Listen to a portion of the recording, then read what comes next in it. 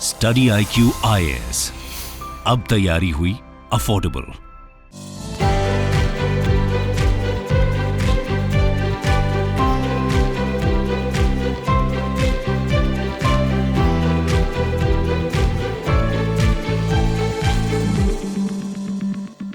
Hello and welcome to study IQ।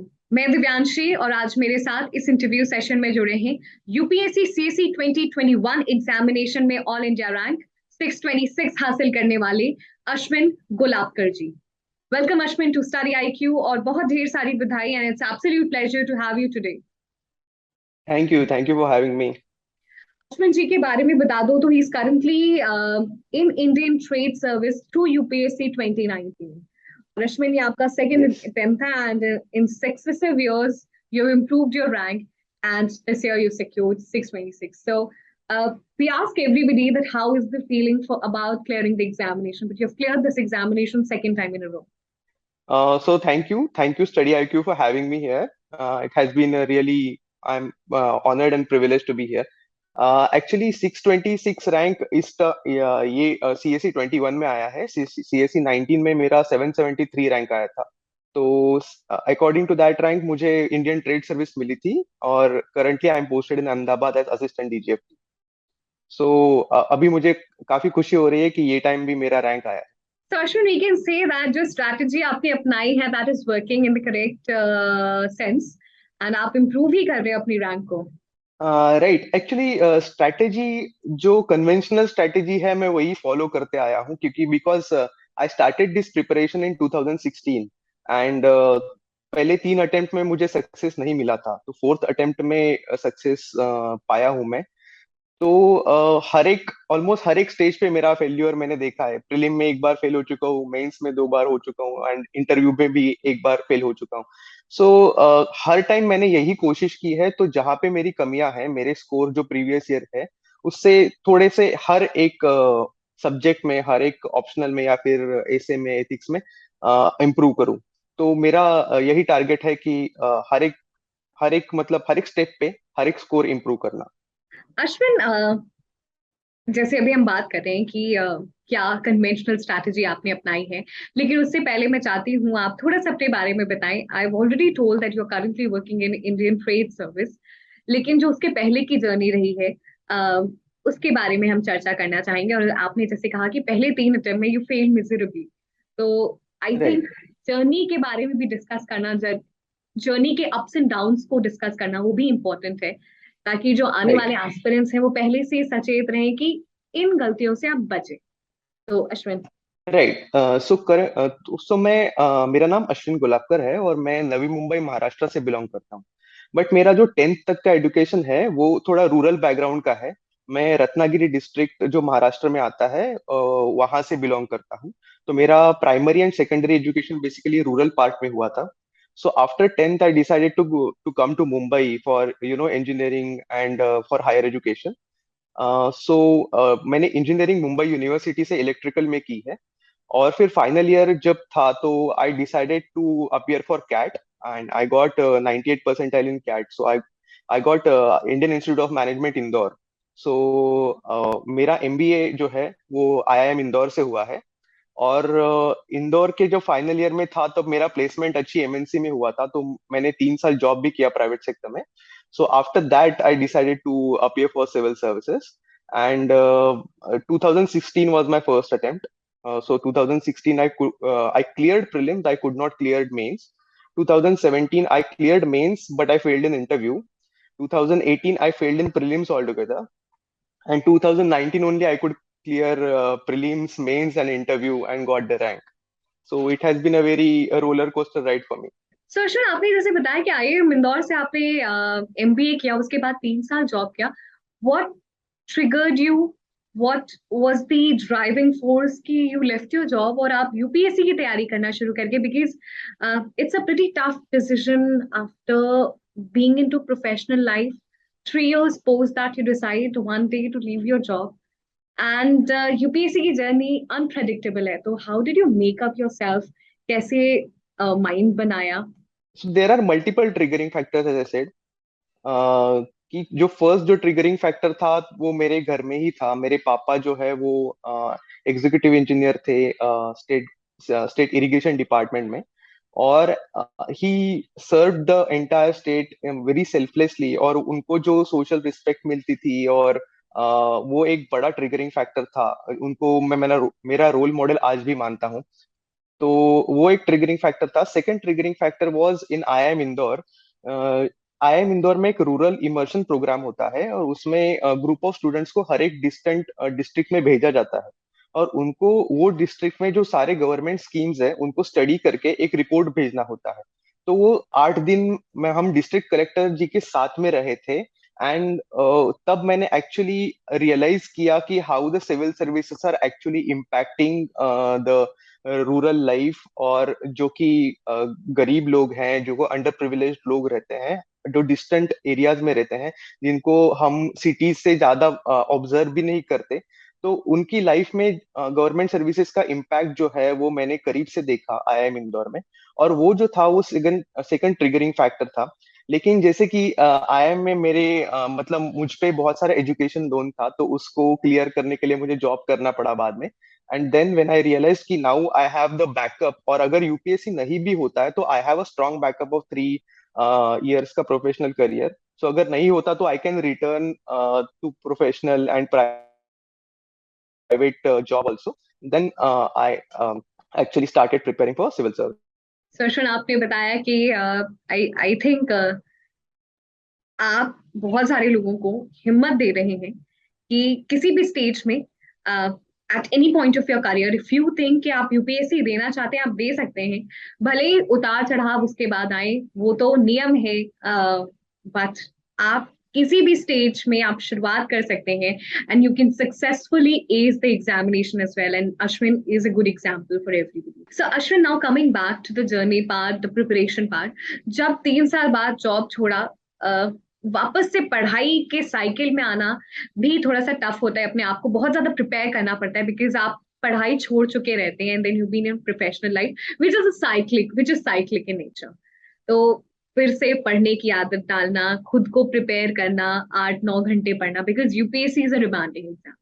Okay, so after 3 years of professional career, a professional job life, I can say, जब मैंने decision लिया कि मुझे UPSC करना है, तो पहले मैंने डिसीजन मेरे मॉम डैड को बताया था।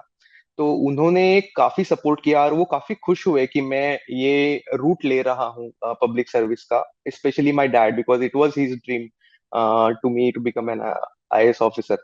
तो उनका एक सपना था, और मैं ये रूट ले रहा, तो वो काफी खुश हुए। उन्होंने जितनी सारी हेल्प मुझे चाहिए थी, जो कि एक घर पे एक माहौल क्रिएट करना पड़ता है, क्योंकि कोई सोशल डिस्टरबेंस आपको नहीं चाहिए यूपीएससी की पढ़ाई करते हुए। And then after my first failure in 2016 I decided to go to Delhi for further preparation. तो उन्होंने इसमें भी काफी मेरी हेल्प की, और कभी मुझे ये मतलब रियलाइज नहीं करने दिया कि तुम अभी इतने साल हो गए हैं तो आपको घर पे इतने पैसे देने हैं, या फिर कोई फाइनेंशियल हेल्प उनकी तरफ से जो भी चाहिए थी वो मुझे हमेशा ही मिली है। सो उनका एक सपोर्ट हमेशा रहा है। और रिगार्डिंग स्टडी की जब बात है, तो मुझे पता था कि मुझे तकलीफ होगी आफ्टर 3 years, जब मैं फिर से पढ़ाई चालू कर रहा हूँ। तो मैंने स्टेप बाय स्टेप अप्रोच इस्तेमाल किया। जबकि 10 घंटे पढ़ाई मैंने शुरू से नहीं की। तो मैं शुरू से 3 घंटा पढ़ता था, फिर बाद में थोड़ा सा ब्रेक लेता था, फिर बाद में वो स्टेप बाय स्टेप जो है स्टडी आवर्स बढ़ाते गया, और फाइनली जो कि 10 घंटा सब लोग बोलते हैं कि पढ़ना चाहिए, तो that then I achieved after few months. So Ashwin, जब डिसीजन ले लिया, पेरेंट्स को कम्युनिकेट कर दिया, and when you went to Delhi, 3 attempt जब नहीं हुआ, तो कभी लगा कि सही डिसीजन था, या फिर गलत लाइन में आ गए? क्योंकि यूपीएससी एक बहुत, जैसे हम बात करें, it's a tough call to take even. Yes, ये लगा था डिसीजन, क्योंकि फर्स्ट जब अटेम्प्ट दिया था तो मेंस तक गया था मैं। तो लगा था कि नेक्स्ट नेक्स्ट अटेम्प्ट में पूरा क्लियर हो जाएगा। तो 2017 में जब अटेम्प्ट दिया और इंटरव्यू में नहीं हुआ, तो एक थोड़ा सा बर्डन आ गया था, थोड़ा सा डिप्रेशन सा होने लगा था मुझे। और जो 2018 का प्रीलिम भी नहीं क्लियर हुआ तो और भी प्रॉब्लम हुआ था कि अब क्या करूं, मतलब यहाँ से पीछे मुड़ना है या फिर आगे जाना है।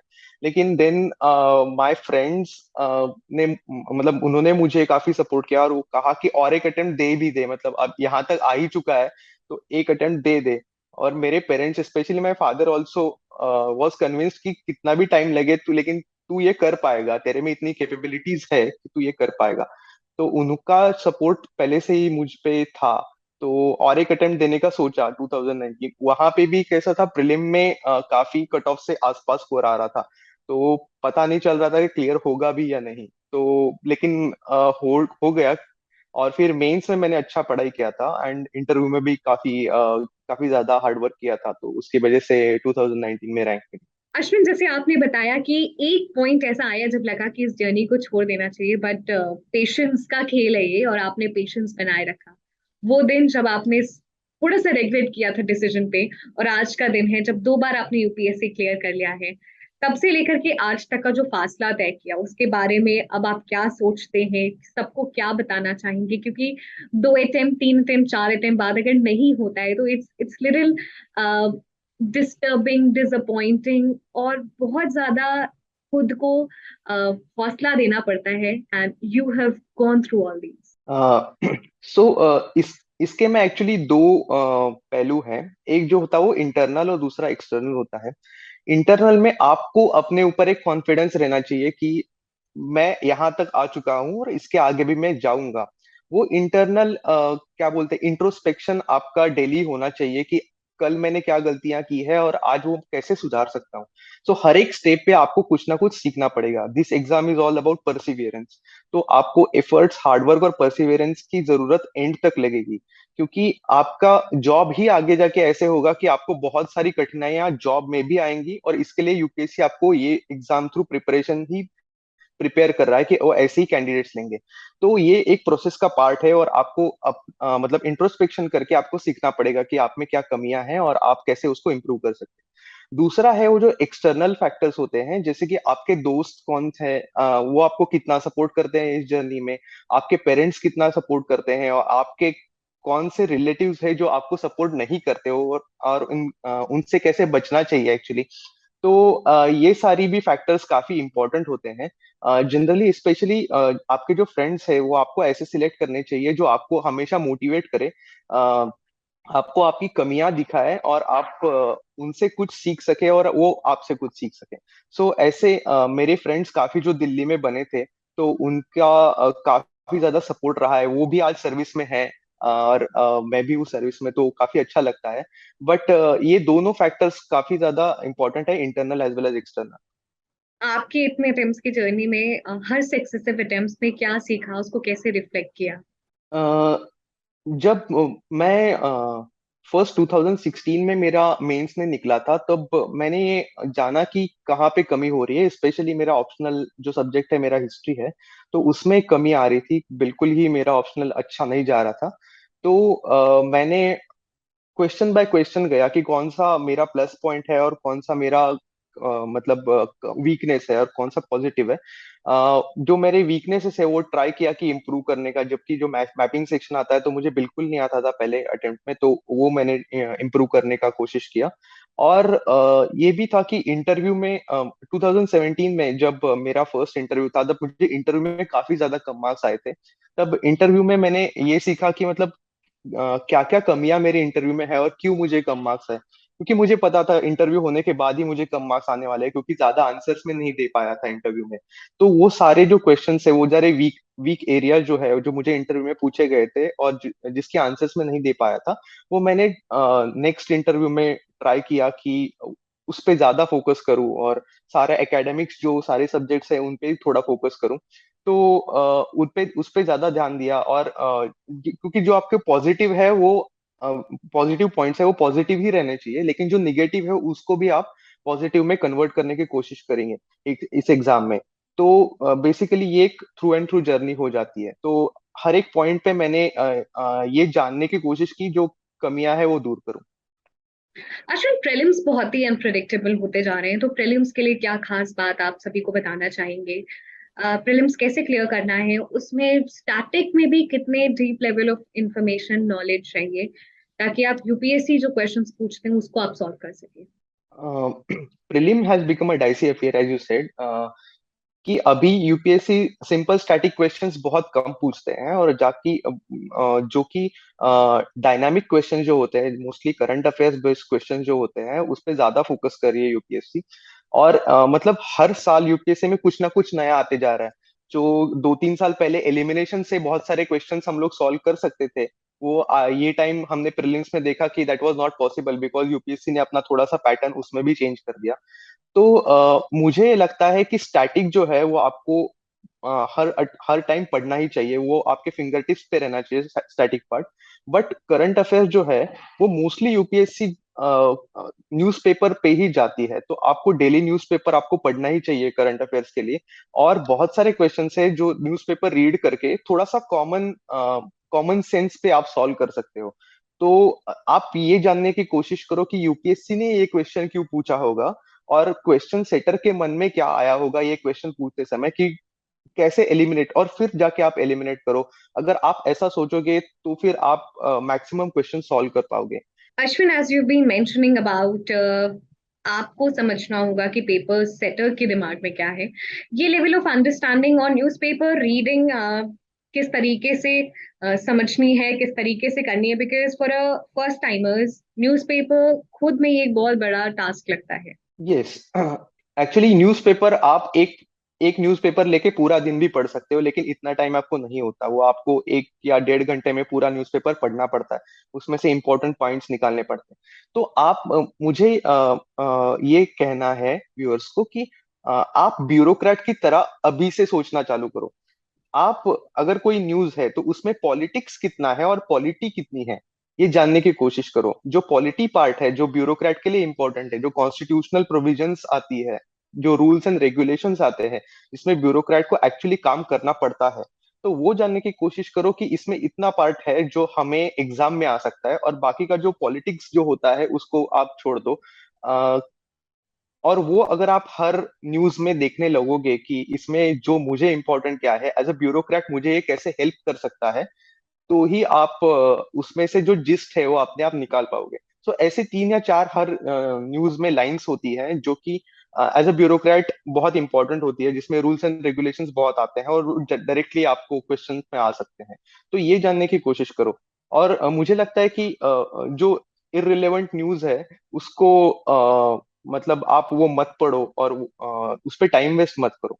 ऐसी मैक्सिमम 10 या 12 न्यूज हर रोज रहती हैं जिनसे क्वेश्चन आ सकते हैं, तो उतनी न्यूज पढ़नी चाहिए। सो अश्विन, ओके किस ओके ओके। तरीके से study IQ has been part of your journey? Study IQ के जो करंट अफेयर्स वीडियोस हैं वो काफी ज्यादा मुझे हेल्पफुल हुए, स्पेशली ड्यूरिंग मेंस प्रिपरेशन, क्योंकि उसमें एक टॉपिक लिया रहता है और वो टॉपिक के पॉजिटिव्स नेगेटिव्स सारे एक्सप्लेन किए रहते हैं। तो वो जो छोटे छोटे वीडियोस आते हैं, तो मैं देखता था कि मतलब डिनर के बाद अगर 15-20 मिनट में यूट्यूब देख रहा हूँ, तो मोस्टली मेरा यही एक ये रहता था कि कोई informative information during that time भी मैं कलेक्ट कर सकूं। तो ऐसे मतलब आंख बंद करके कोई डिबेट सुन रहा हूँ, या फिर जस्ट एक वीडियो देख रहा हूँ, कि उस पे एटलीस्ट 3-4 पॉइंट्स मुझे मिल जाते थे, और मेंस में उसका काफी यूज हुआ है। Glad, Ashwin, that we've been part of your journey. Finally, कुछ टिप सजेशन सभी एस्पिरेंट्स के लिए आप देना चाहेंगे? Right. So this this journey, मतलब ये रोलर कोस्टर राइड थी मेरे लिए भी, एंड हर एक के लाइफ में ये रोलर कोस्टर राइड ही रहती है। तो मेरा ये कहना है कि आप अगर कोई फेल्यूर भी आ जाता है तो आप डिसअपॉइंट मत होना, बिकॉज ये फेल्यूर ही आपका आगे जाके स्टेपिंग स्टोन बनेगा टुवर्ड्स द सक्सेस। ये जानने की कोशिश करो कि आपने क्या मिस्टेक्स की है, और उसको ज्यादा से ज्यादा आप अवॉइड करने की कोशिश करो, थोड़ा इम्प्रूव करने की कोशिश करो। And keep writing, I would say कि this exam is all about writing. और थोड़े इनोवेटिव तरीके से कोई आंसर लिखना है वो लिखो, and then get it check from your peers. और all the best to all of you, those who are preparing and those who are watching this video. Thanks a lot, Ashwin, for joining us in this interview session. पूरी team की तरफ से ढेर सारी शुभकामनाएं. We wish you good health, good luck. Thank you. Study IQ IAS, अब तैयारी हुई affordable.